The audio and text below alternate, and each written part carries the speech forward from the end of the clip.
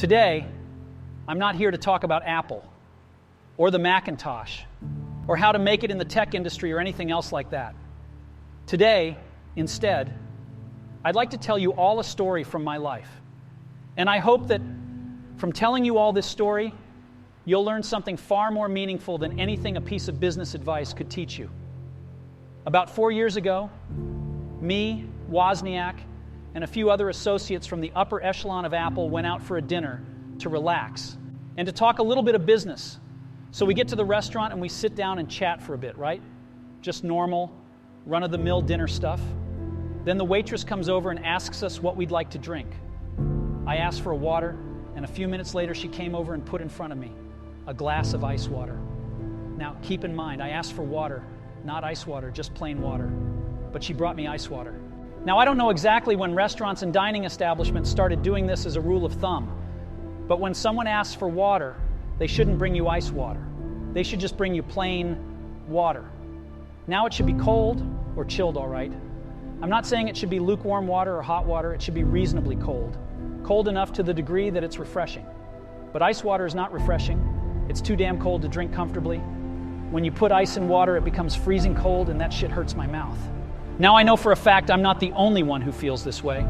But whenever I bring it up, why is it that everyone looks at me like I'm fucking crazy?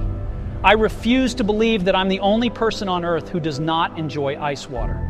I have sensitive fucking teeth. That shit fucking stings every time I sip it. It doesn't matter if I'm drinking it through a straw or if I'm putting my lips up to the glass to drink it. It just fucking hurts. It really hurts my mouth and specifically my teeth. Jesus Christ, I'm getting worked up just thinking about it.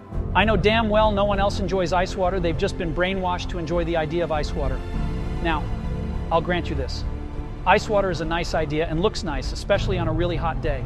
And also, on hot days, if you've been doing some manual labor like yard work of something, the first few sips of ice water do taste pretty good.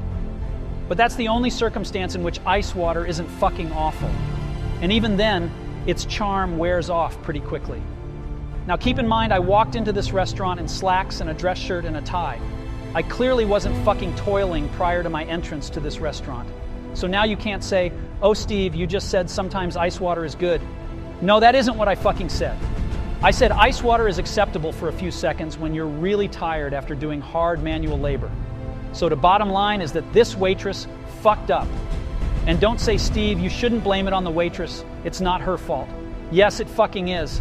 I saw her put the glass up to the little ice dispenser behind the bar. And don't you dare say I should have specified. I should not have to specifically ask for non-ice water at a restaurant. It should be assumed that you don't want any. You should have to tell the waitress or waiter you want ice in your drink, not that you don't want it. No other part of the dining industry fucking works like that.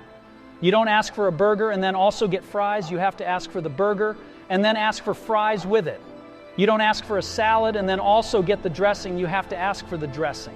And if you're saying, "All right, Steve, I guess you're right. I just hope you didn't get angry at the waitress," then you're not going to like the end of this story, because boy, I let her fucking have it. I mean, I laid the fuck into her.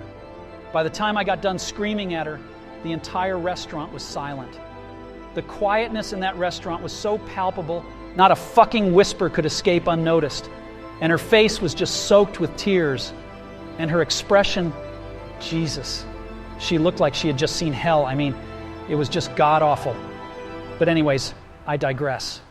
The point of the story is that you should treat every hardship as an opportunity to grow. Thank you very much.